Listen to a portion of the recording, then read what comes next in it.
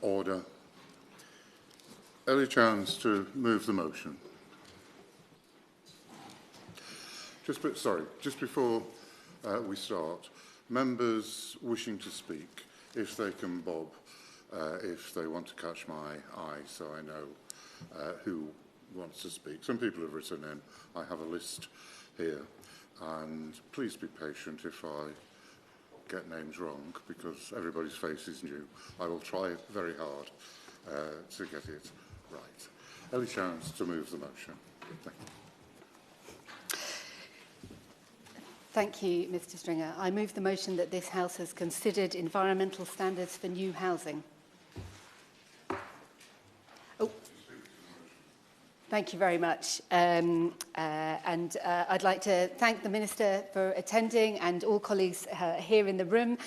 This is the first time that I've led a Westminster Hall debate, so please bear with me on the procedures if I get things wrong. We've got lots of time today, so I welcome interventions and hope we can have a useful debate and conversation today about this vitally important topic.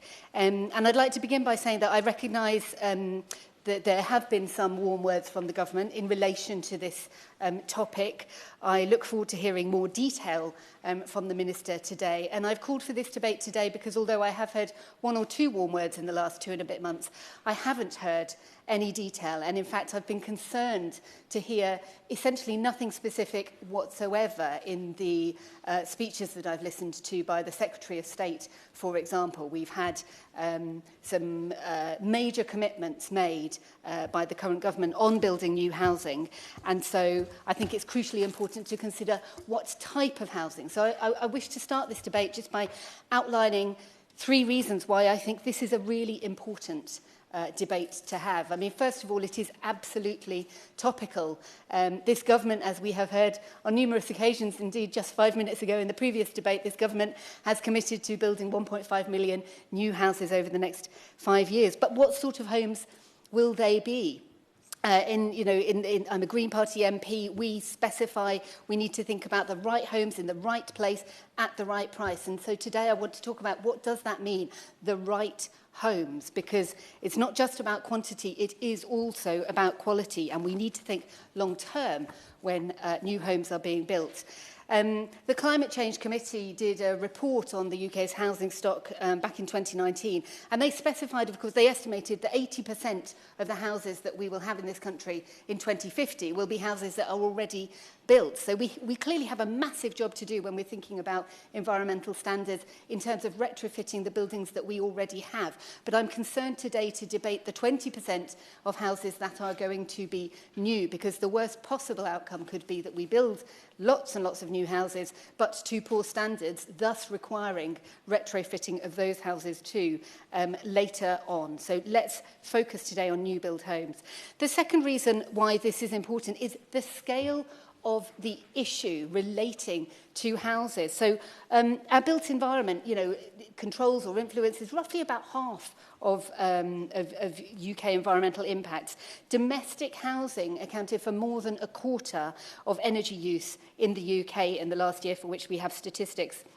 And heating accounts for the largest single share of emissions from buildings. The fabric of buildings is absolutely crucial in controlling what impact the housing and broader building sector has on the natural environment and on the climate. And thirdly, this is a crucial topic because we have a massive opportunity here, a win-win-win opportunity. This is not just about reducing carbon emissions from housing, which is certainly very important, and I'll come on to that in the debate, but it's also about ensuring that new homes are warm and affordable to heat and not mouldy and great for people to live in. And we've seen just this week in the Chamber debate around how people can stay warm in winter. We need to be making sure that all new homes built are built to the highest possible standards so that we don't have people shivering in their homes, choosing between heating and eating and so forth. And of course, this is a fantastic opportunity to have a great big boost to the economy, creating lots and lots of skilled jobs, thousands of high-skilled jobs. So this is a fantastic economic renewal opportunity if we get this right. And of course, we know that investing up front is much cheaper than having to retrofit later. So let's do this right at the start.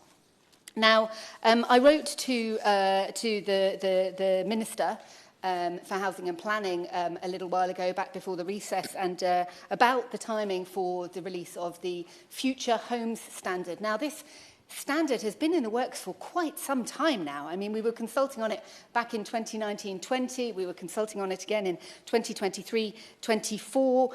The Minister responded to me to basically say, you know, we'll release it in due course. I would love to have a response from the Minister here in the room today, if he is able to provide some clarification on the timetable for publication of the Future Homes Standard, because it is, of course, supposed to start implementation next year, which is only 3.5 months away now. So time is really of the essence. Of course, it's vital that the policy is right, not just fast, but since we've had so many years to develop it, I would hope that we could come to a point of that being published ASAP. And of course, this is not a new topic. You know, I was interested to note in one of the helpful briefings that I've been reading in preparation for this debate. In fact, the House of Commons Library, highly recommend them to everybody, fantastic materials that they produce.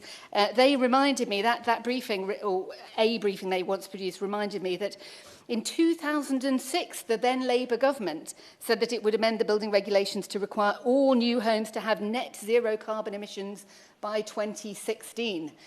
That policy was, of course, scrapped by the Conservatives back in 2015. But, you know, we are now 8 years on from the point at which Labour previously thought we should have all new homes being net zero carbon. So this is the moment for the new Labour government to fulfil that promise and put in place the regulations that ensure that will actually come to pass, because better late than never.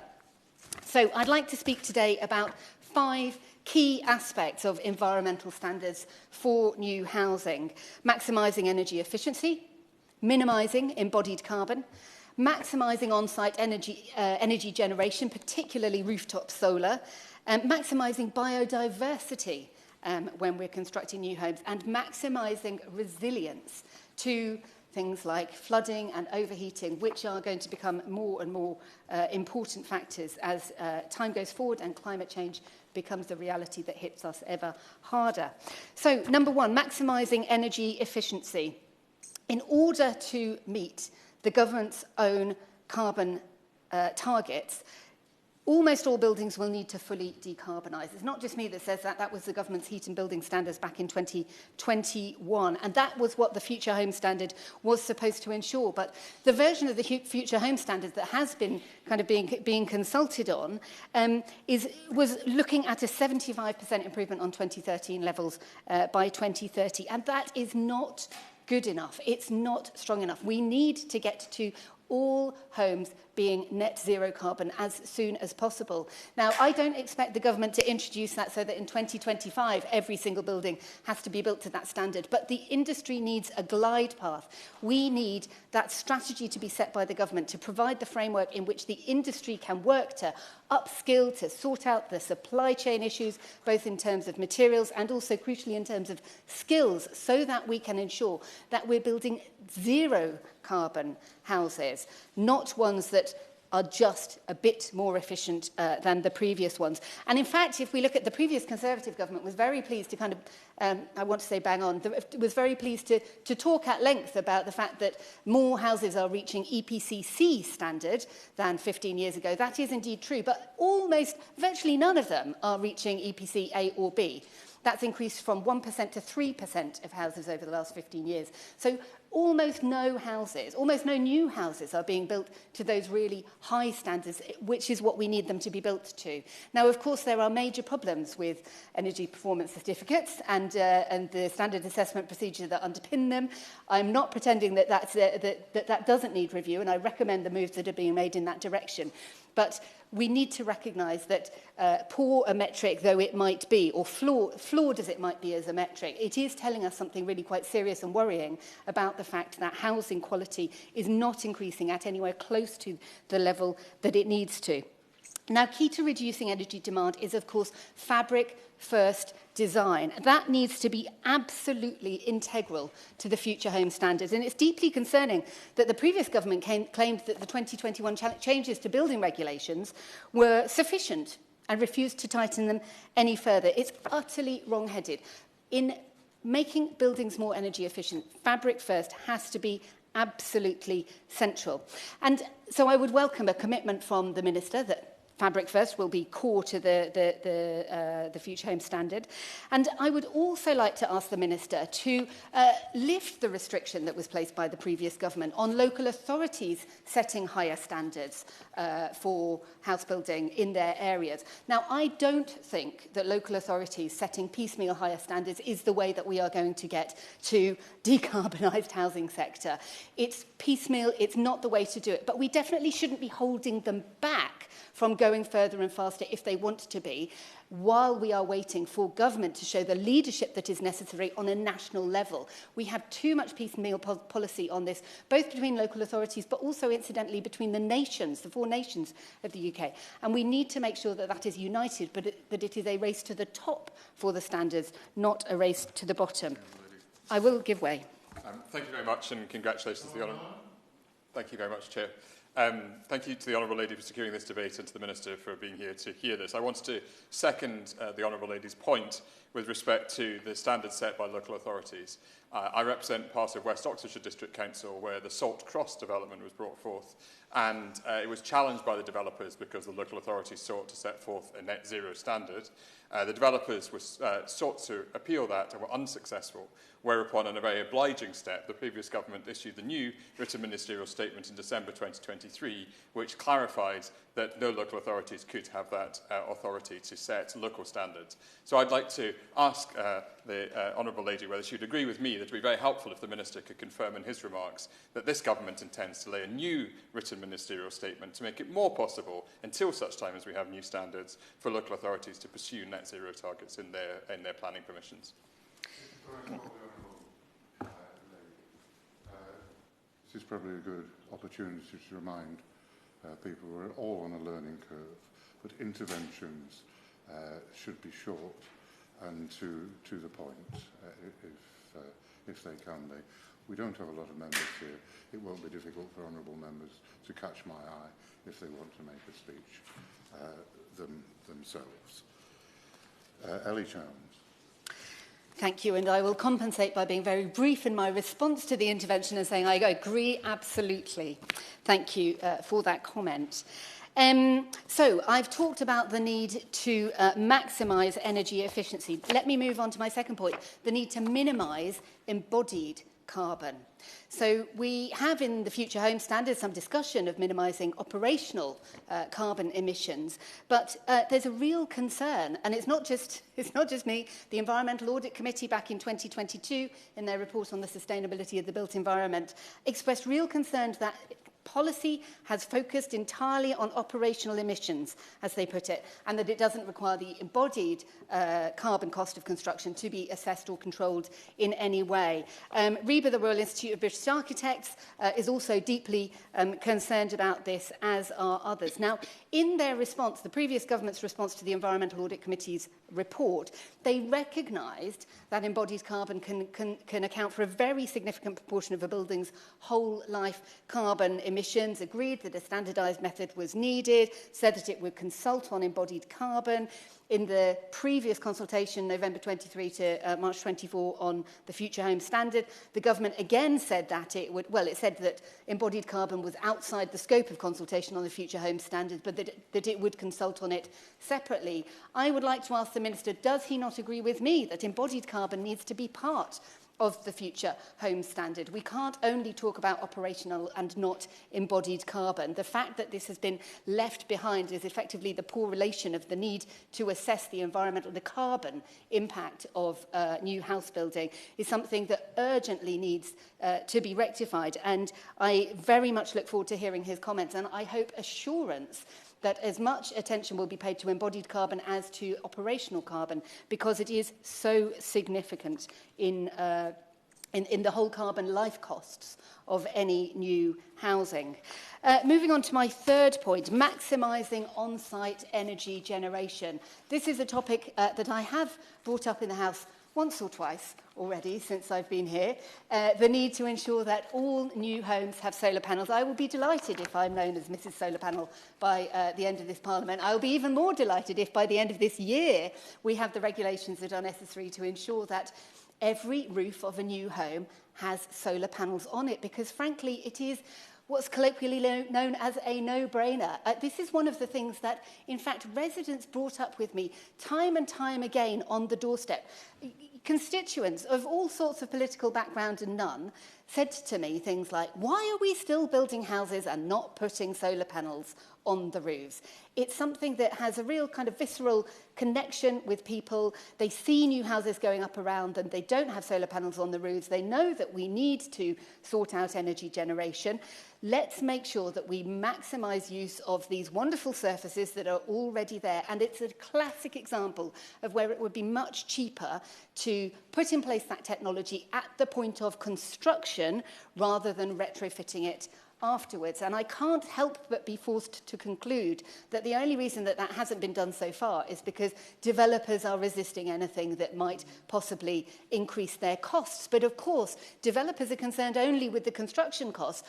We, as lawmakers, as a government, should be concerned with the long-term social and public and environmental costs. And of course, this sort of investment pays back many times over during the lifetime of the technology. So I warmly invite the Minister to confirm in his remarks at the end of this debate that his government will in fact bring forward measures to put solar panels on roofs as a default, either within the Future Home Standard and or within the Planning and Infrastructure Bill or another appropriate legislative mechanism.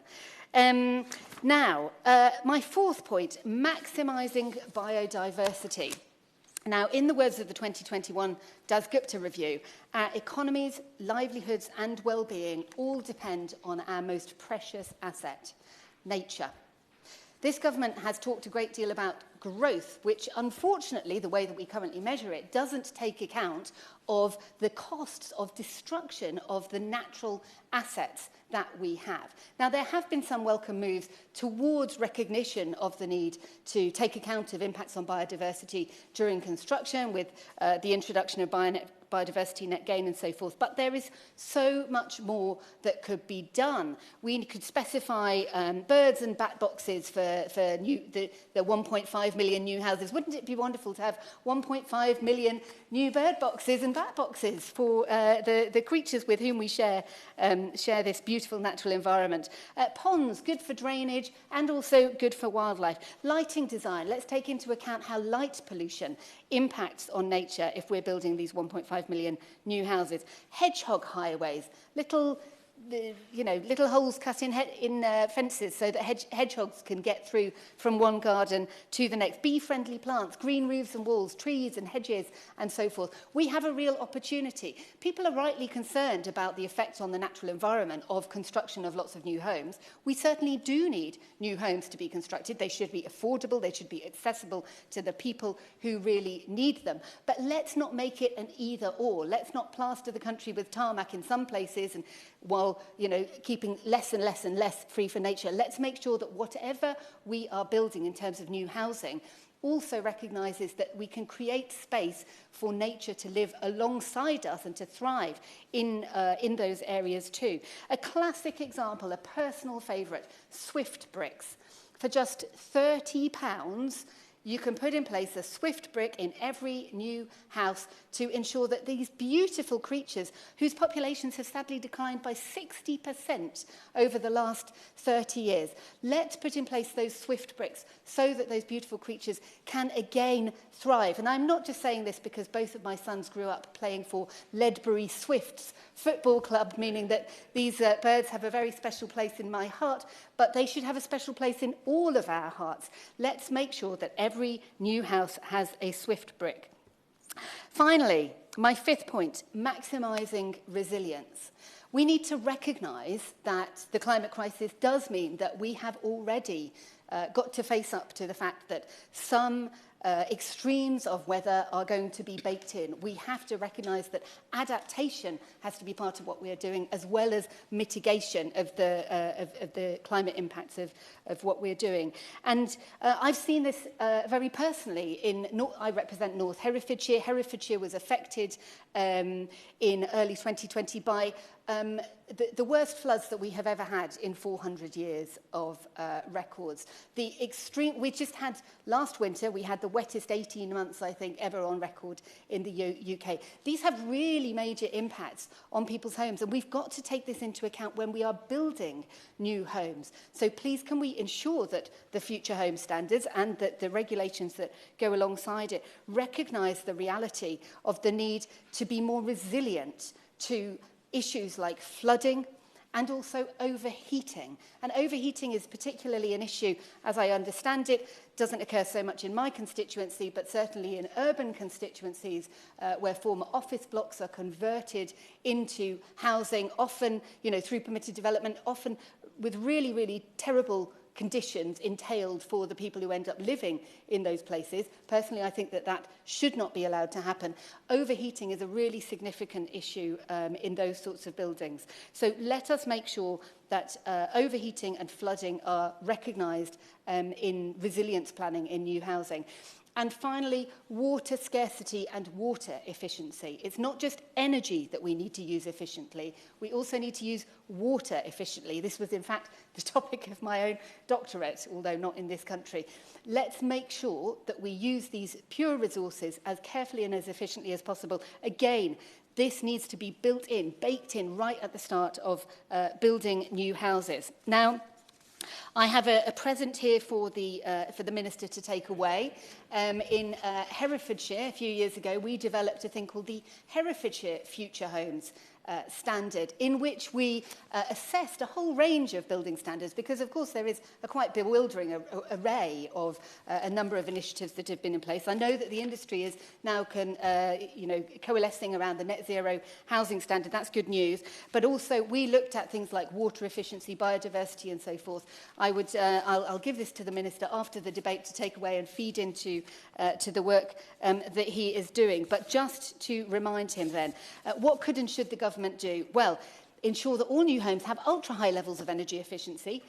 They should be built to EPC-A right now and a glide path through to net zero housing standards ASAP. Let's resist the pressure from developers to water down those standards, and let's give local authorities the freedom that they need to be able to put in place higher standards initially. Let's incorporate embodied carbon in the future home standards and set regulations for whole life carbon limits aligned with the industry's net zero carbon building standard. And I haven't mentioned this very much, but waste and recycling in construction. This is an absolutely core part, it's an enormous part of our waste economy. Significant opportunities there for a more circular economy approach. Let's specify all new homes have solar panels on tops, Swift bricks everywhere, and make sure that all new homes are climate change resilient. I really feel that it's such an important opportunity for the government to show leadership now. As I said at the beginning of this debate, I confess to being somewhat frustrated that the government has not taken the opportunity during major, high attention speeches on planning and infrastructure. There has been nothing whatsoever about building quality. There is an opportunity, I think, to rectify that, and I'd love to hear the Minister's response here, but I would even more love to hear the Secretary of State integrating this into everything that she says about building new houses going forward. I look forward to the Minister's response. Thank you. The question is that this House has considered environmental standards for new housing. Ollie Glover. It is a pleasure to serve under your chairmanship, Mr Stringer, and I thank the honourable member for North Herefordshire for securing this important debate. And I'd like to start my remarks by reflecting on why it is such an important topic for discussion. Clearly, the major consideration and one of the biggest threats facing us is climate change and the need to decarbonise. But the beauty of improving environmental standards for new housing is there are so many other benefits besides. Investing in insulation, heat pumps and solar panel fitment for new homes would create jobs and stimulate supply chains, which would also have the subsequent benefit of making it far easier to develop the capability to retrofit existing homes. there's significant benefit from this policy of getting it right to those on lower incomes, to insulate them not just from the cold, but from energy and fuel market price fluctuations and the global effects on those prices. Dare I suggest that had we been properly building new homes to good environmental standards for the last 15 years, perhaps the government could have prevented a winter fuel allowance backlash that is dominating my constituent postbag. This is a great example of a policy that benefits not only the planet, but also people and the economy. And in these days where many people feel that climate change is a topic where it's very abstract, it's something that is preached to them, we need to look at more policies that achieve that holy trinity of planet, people and economy in terms of benefits. Many of my constituents are very frustrated on this topic, very similar to the Honourable Member for North Herefordshire. They feel there's been years of wasted opportunities to get new homes right from the designing them and building them. More energy efficient homes is a rare example of a near universally popular policy. Unlike 20-mile-an-hour speed limits, low traffic neighbourhoods, or dare I say it, vegan sausage rolls, there are no culture wars to be had here. The logic of the last Conservative government, where I read in delaying solar panel mandates for new homes, was done on the basis of optimism about a fully decarbonised electricity grid, I think was indeed too much optimism. We need to work quickly as well to create a new electricity grid with good storage capability so we can capitalise on surpluses of locally generated solar and wind power. In terms of my constituency, we've seen some of the fastest housing growth in the country, with 8,000 new houses built between 2011 and 2021. Didcot Great Western Park, Wantage Kingsgrove, Wallingford Highcroft and Grove Wellington Gate, amongst others. And my constituents are baffled by the fact that these houses have been built and continue to be without solar panels, heat pumps and similar. Another development under construction at the moment, Valley Park near Didcot, of over 4,000 houses, will also not be so equipped. That's despite the efforts of our Lib Dem-led local district councils on Vale of Whitehorse and South Oxfordshire, who have done what they can within the current rules to promote positive environmental measures, but they do not have the powers to compel developers to meet net zero requirements as part of scrutiny of planning applications. And this is something I feel also needs to change. And all the more so if there is going to be further delay implementing national environmental standards and requirements that are effective. In conclusion, we need to make climate change action meaningful and beneficial for people. And by designing new homes to the right standards, that has the potential to have universal appeal. Rather than solar panels just being accessible to those on high incomes, this is something that can benefit people from across the income ranges. Investing in solar heat pumps and insulation will do just that and stimulate the economy. As the Honourable Member for North Herefordshire has said, we also need to think about designs which will keep our homes cool in expected worse hot weather in future. If we don't create the homes of the future now, there is a risk that we have to retrofit these in only a decade or two's time at much greater expense in order to reach our net zero targets. We can't wait any longer. I hope the new government will treat this issue with the urgency it deserves to help planet, people and economy.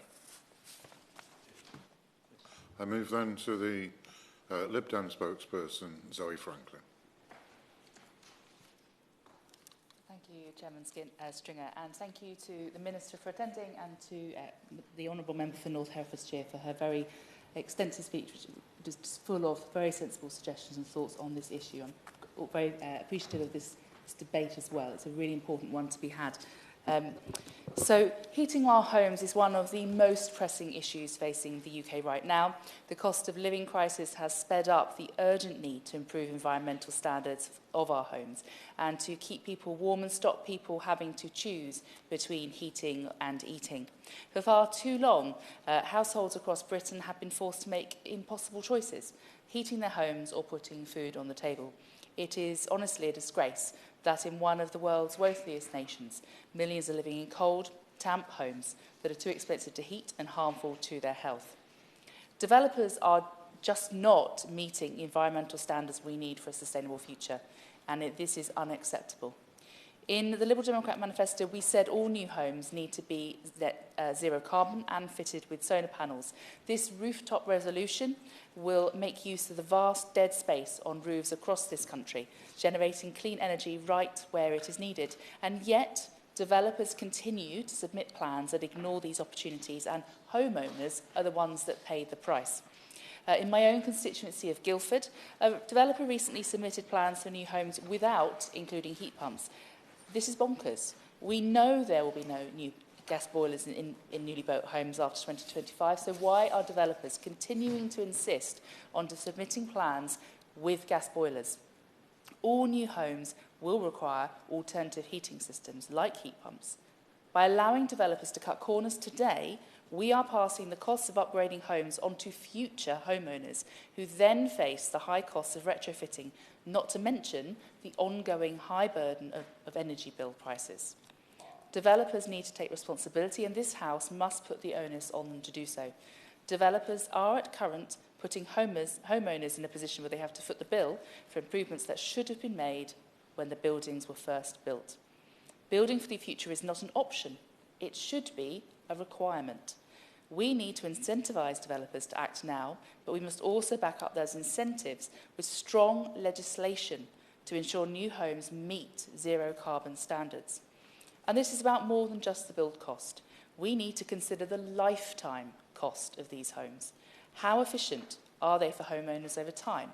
For example, a house might be cheaper to the developer to build to lower standards, but if it's inefficient, the homeowner is left paying high energy bills for years.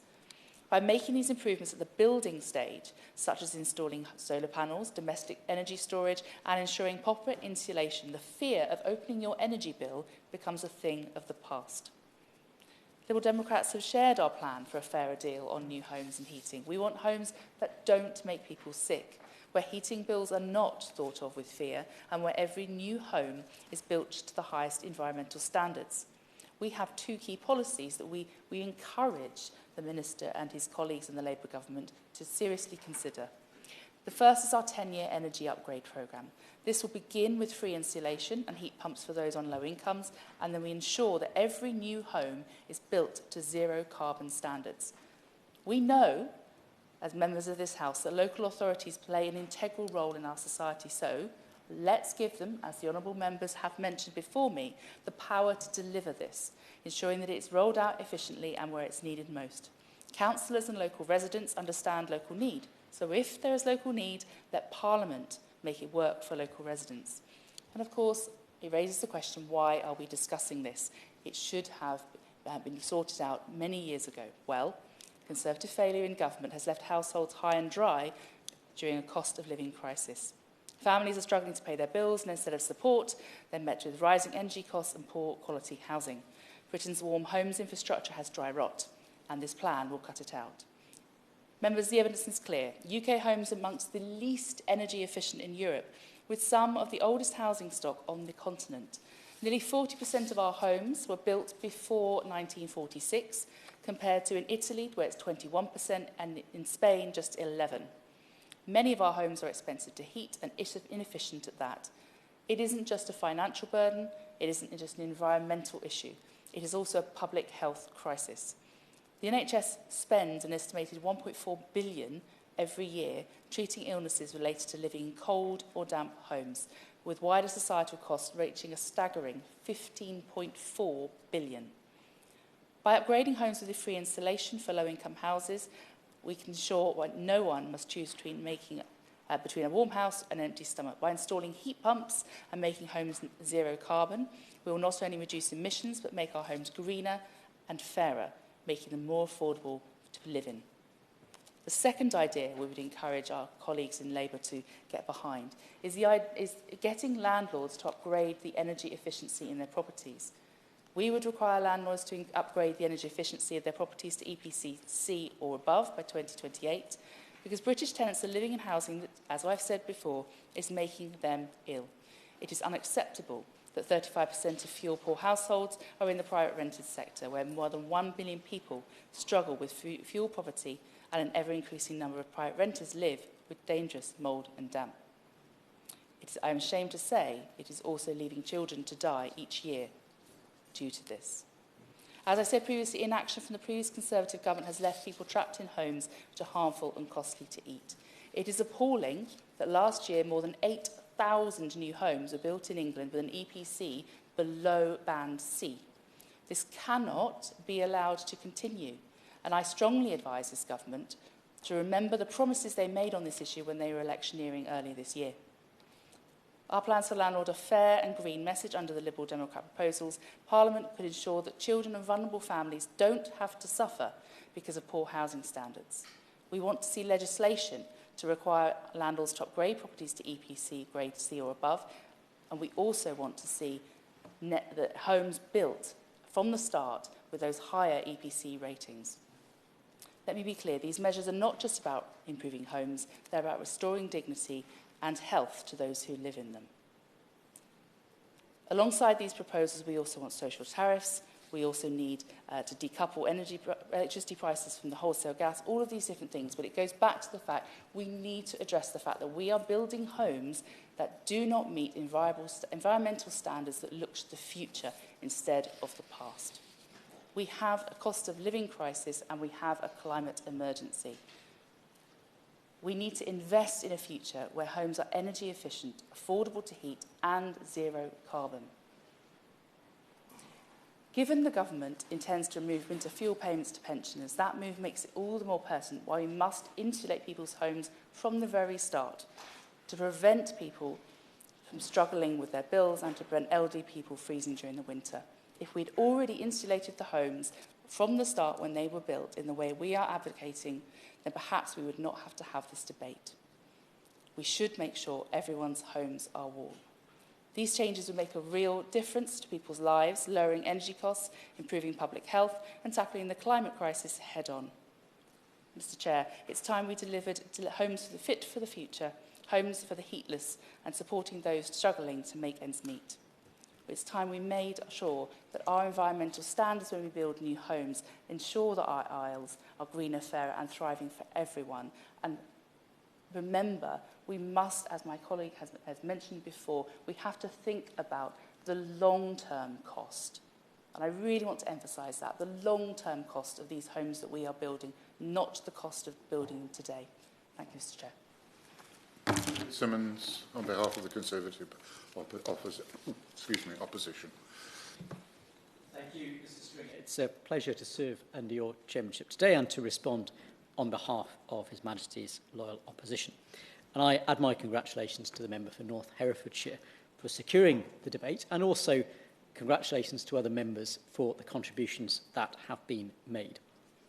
It is helpful, Mr. Stringer, that the issues raised in the debate have helped to illustrate the complexities that are inherent in the wider context of environmental standards in respect of housing. We know that the UK has probably the oldest, certainly amongst the oldest housing stock of any developed country. And we know that the complexity of housing tenure in the United Kingdom, with freehold, often buildings that may be freeholder owned that are also occupied by a combination of leaseholders and tenants, continues to be a challenge to governments of all parties in bringing forward the kinds of updates and retrofits that we need. And of course, in the context of housing development, we know that whilst there are 1.4 million units of new housing already with planning consent in the United Kingdom, that developers' feedback around the cost of things like solar panels as being a barrier to bringing forward that new housing remains an active part of the debate. It's also clear that governments of all parties have made strenuous efforts over the years to improve the quality of housing, including a number of different aspects of its environmental impact. The update, for example, to energy performance certificates that took place in 2018, with a view to a deadline of 2025 for a minimum standard for all rental properties being placed on the market, was an example of a government intervention seeking to raise the standards. But we know already that some of the challenges that the housing retrofit sector and the building sector have advocated have led to governments feeling it necessary to think again. And no issue amongst those mentioned probably illustrates more clearly the complexities than the point about nutrient neutrality, something which essentially the decision-making is delegated to a third party under legislation going back to the mid-2000s, but where the desire of central government to ensure the minimum environmental impact on particular surface water and waterways from development has then led to a significant delay in the delivery of new housing projects. And I know I was going to quote the former leader of South Norfolk Council, who was previously in the gallery, who in his capacity as a councillor had really challenged the impact that this was having on the ability of local authorities to deliver new housing through the planning process because of the delays in both getting decisions made and getting permission agreed. And clearly, as a local authority bringing forward housing, it's necessary, if a site is not viable because of its environmental impact, to then be able to make a decision to move forward with other sites. And it's clear that the planning process does not always support that decision-making. It's also noteworthy, Mr. Stringer, that when we look to the Innovate UK study that looked at the actual real-world emissions of properties versus the intended emissions and those expected from the design estimates, they identified that emissions were on average between 2 and 3 times higher than those that would have been expected from the way that the design has been brought forward. And I appreciate ministers in the new government, just as ministers in the previous governments, will face the challenge that we can do things that sound brilliant in theory, but then we may discover that how those things operate in the real world does not meet the aspirations that we were all striving for. Mr. Stringer, I know the member for North Herefordshire previously served as a member of the European Parliament. I think it's worth making reference in this debate to the recent decision that was outlined in a written ministerial statement that from this period, the intended deadline by which all building materials had to meet UK standards updated in 2018 would instead be set aside, and that products that met the CE standard instead would remain able to be sold into the UK market for an indefinite period. Now, I raised the issue of the impact this may have on fire standards because the European Union standards on fire performance were last updated in 2015. They form part of that regulation. The UK standards were updated in 2018. But those standards also draw on a very wide range of different studies and regulations in respect of performance, from things like damp resistance to energy efficiency. And again, I think it would be helpful for the Minister, and I have confidence that it will be the case that they do, but to set out for the benefit of members present his expectation that those standards will meet the aspirations that were set out in the 2018 update of UK standards, so that we can be confident that the products that are sold into the UK market will meet the kinds of aspirations that members have set out in terms of energy efficiency, and ensuring that those products and those materials contribute to creating high-quality homes that fulfil expectations about warmth, about absence of damp, about the accessibility of fresh air that have been set out as very important. Moving towards a conclusion, Mr. Stringer, the National Planning Policy Framework updates that are in prospect do afford a further opportunity to consider how these requirements can be enshrined better in planning law. And I appreciate ministers have a difficult challenge. The National Planning Policy Framework has something like 19 chapters of detailed guidance, and each local authority is then required to put together its local plan in detailed conformity following public examination with each of those 19 chapters of guidance.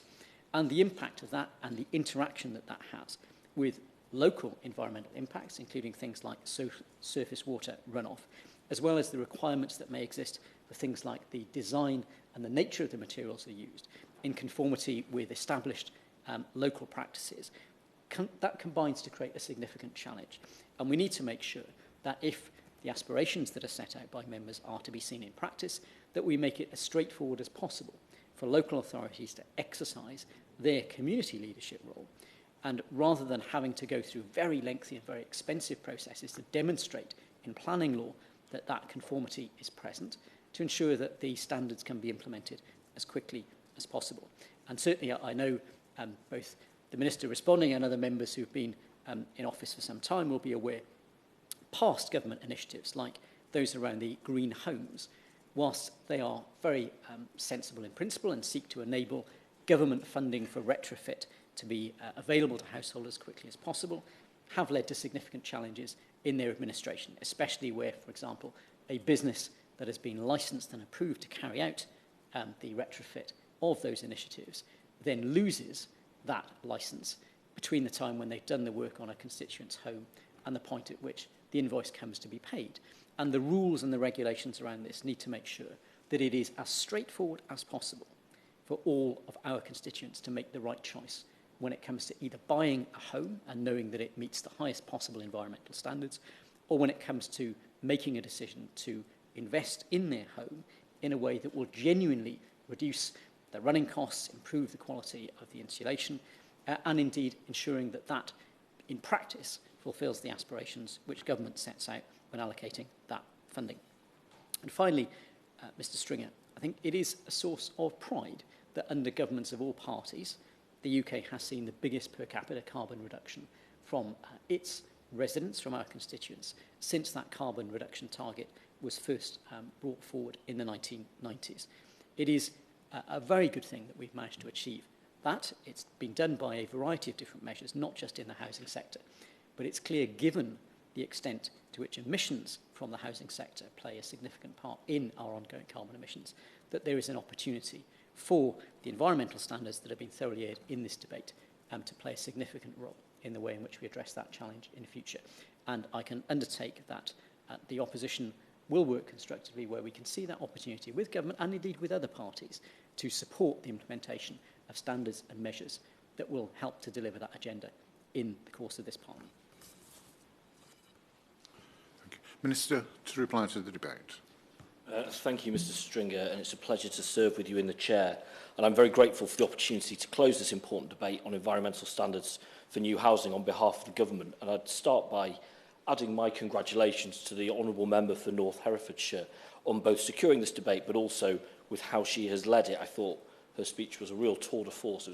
I couldn't really believe that it was her first debate that she's led in this place, because I thought she spoke with admirable clarity and power.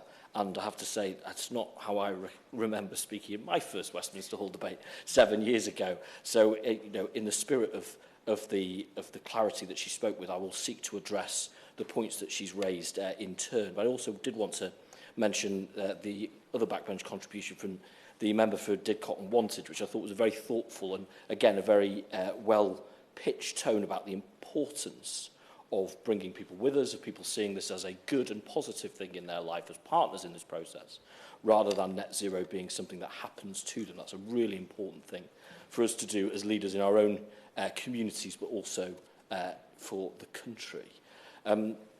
The homes we build today, and we're very mindful of this, will shape the environmental landscape for generations to come. The honourable member from the Liberal Democrats talked about not putting burdens on future generations. It's the choices we make shape the built environment that our children will inherit.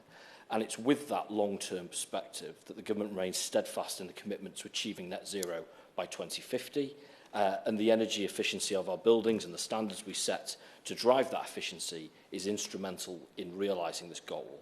And of course, we do this in the context of a housing crisis that has been inherited, and our banner commitment, which was a significant one made at the election of around building 1.5 million new homes over the course of this Parliament. But again, that's making sure those homes meet the needs of homeowners, but also contribute positively to the environment is not a luxury. High environmental standards are a necessity, and those two goals mustn't be seen as in competition, but instead as mutually supportive, because the decarbonisation of new buildings is a vital part of that net zero efforts, because we know already from homes to offices, the UK's built environment is responsible for around 30% of the UK's greenhouse gas emissions. And by improving energy efficiency, by moving to cleaner sources of heat, we can reduce those emissions now and in the future. And as, again, the honourable member for Didcot and Wantage said, we can create warmer, healthier homes, protecting future generations from the impacts of climate change, but with very real consequences of rising energy costs in the here and now. And the job of government is to find the balance, therefore, of those homes, getting those homes built, as the honourable gentleman from the opposition said, in a way that is realisable. And that is, in many ways, our challenges. So, to speak to the honourable member's 5 points. Firstly, with regards to future homes and building standards. We have committed, we are very clear in our commitment, that we are introducing new standards next year, and the ones that we introduce will set homes and buildings on a path away from the use of volatile fossil fuels. These homes will be future-proofed with low carbon heating and very high levels of building fabric standards, which I know the Honourable Member is very interested in, and it will ensure that they do not require retrofitting to become zero carbon as the electricity grid continues to decarbonise, which again speaks to the point from the spokesperson for the Liberal Democrats. The previous government published a consultation in December. That consultation closed in March. So we are rightly, I hate to say it, but it is true, Mr Stringer, we are a new government. We've only been going a little bit more than 2 months, so we are looking at that very carefully.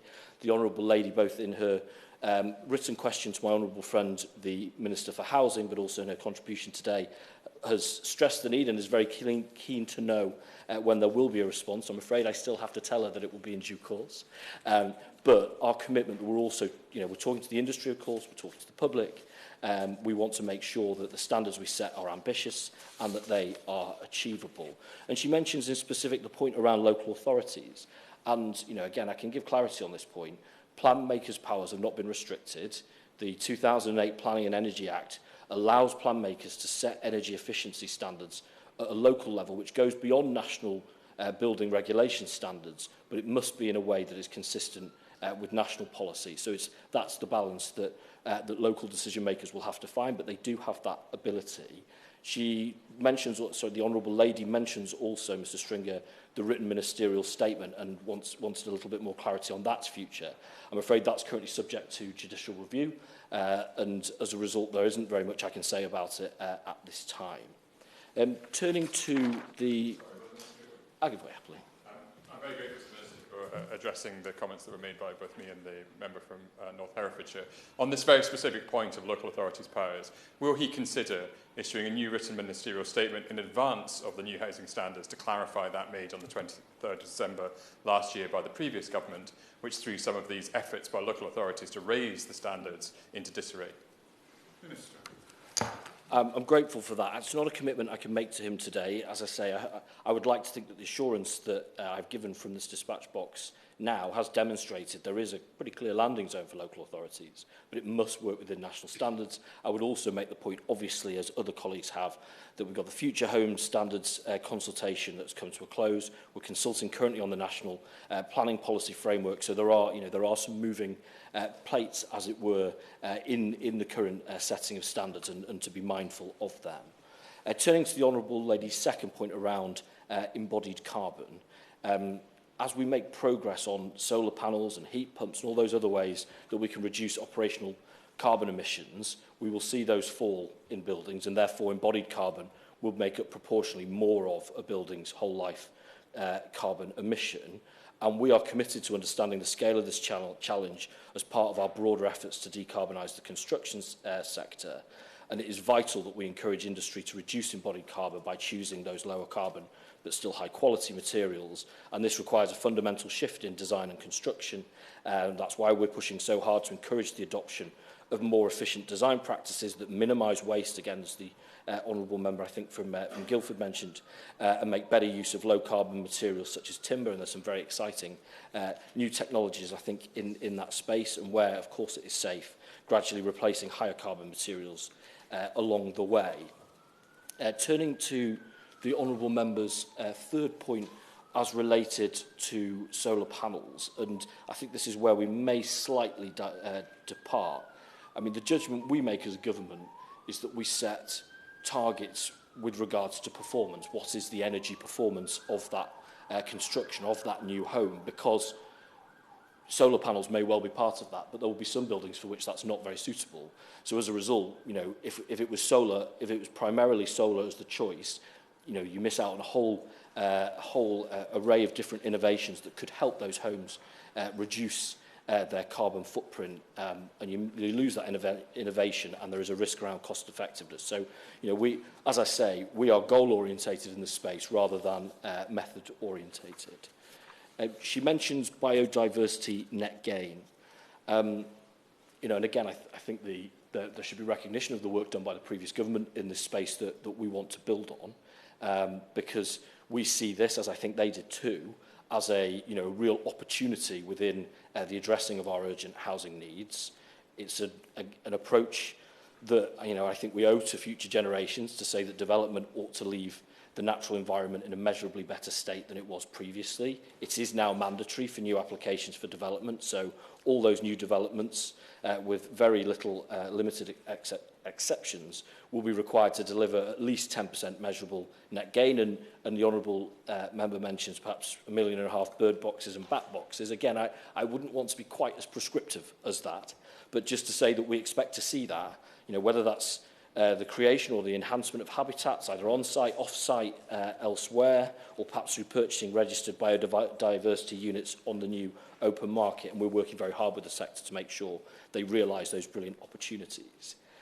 Turning to her fifth point on around resilience and water, and as the Minister, Mr Stringer, for local resilience amongst a number of things, this is a particular interest to me. Immediately prior to coming here, I took part in the inaugural meeting of the Flood Resilience Task Force, which seeks to bring together partners to tackle floods, to reduce them, and to reduce the impact of them. Because I know from having dealt with constituents, having your house flooded is one of the very worst things that can happen to you, short of losing your life or losing a loved one, because you live with the impact of it for so long.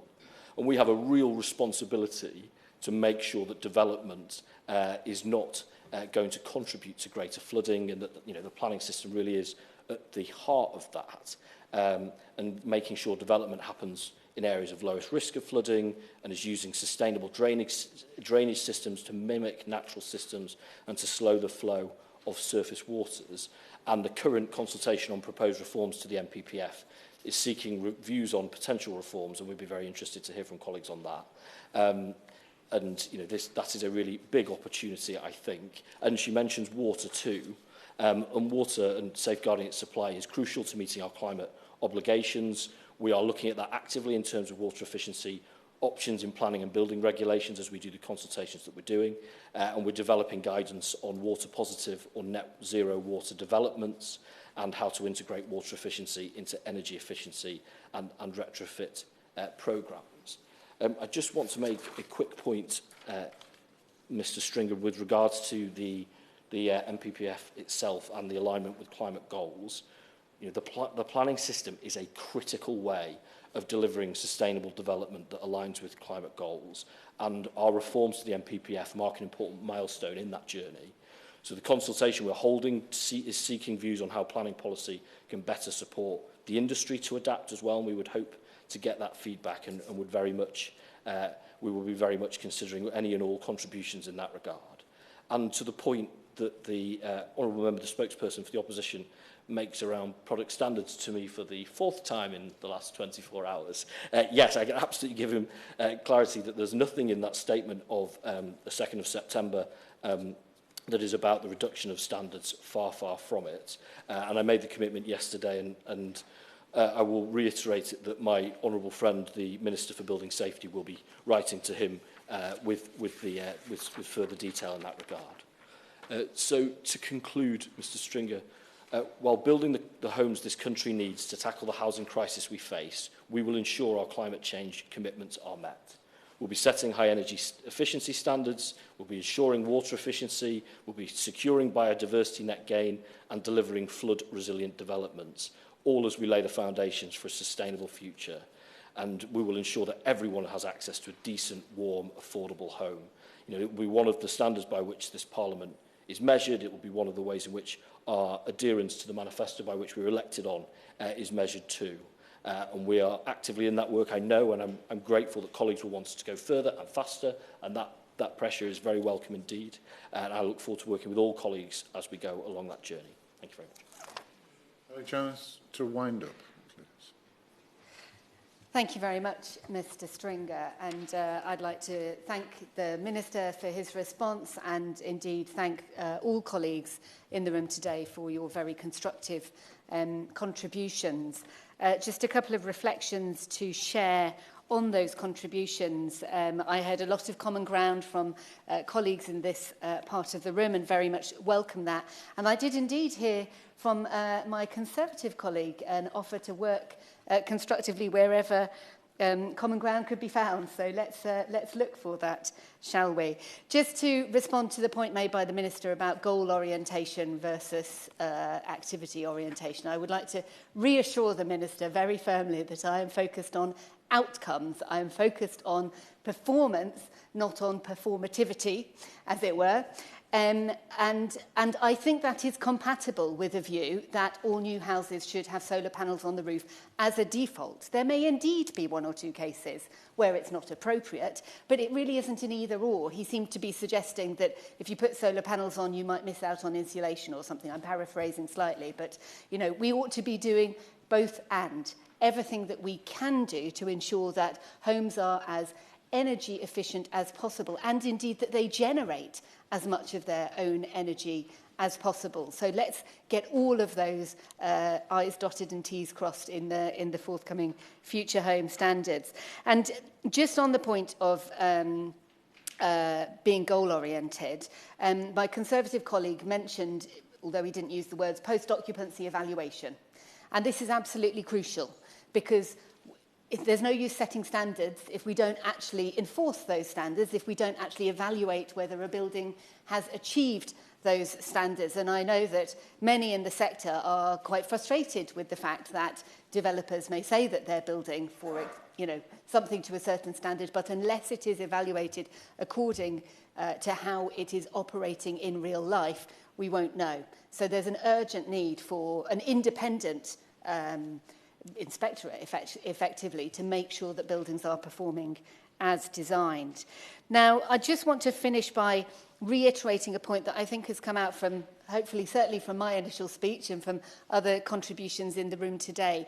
This is about thinking for the long term, and it is about the triple win that I talked about at the beginning. This isn't just about environmental protection at all, vital though that is to tackle the climate crisis and the nature crisis. This is about making sure that every new home built is a warm home, so that every person who moves into those homes can keep warm, can keep healthy at an affordable cost, at the least cost possible. This is a social goal.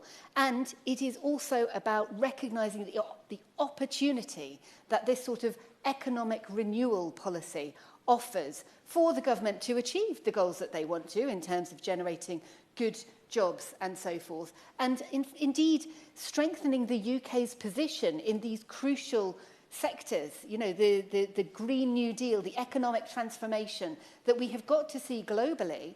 Let's take this opportunity. Let's be at the forefront of this opportunity, and let's use the government's, excellent ambitions to build new homes. Let's use that as a chance to kickstart the industries that will be the industries of the future, the construction industry of the future. I know there are fantastic entities. Indeed, in Herefordshire, we have the New Model Institute for Technology and Engineering, which has a Centre for Innovation in Timber Technology, which the Minister just referenced. Lots of opportunities for innovation. Let's grab those opportunities with both hands. Let's build the homes that people deserve in this country. And let's fix the problem of environmental standards for new housing having been too low for too long. This is the opportunity to change that. Thank you. The question is that this House has considered environmental standards for new housing. As many as are of that opinion say aye. Aye. Of the contrary, no. I think the ayes have it. Order, order. The sitting stands adjourned.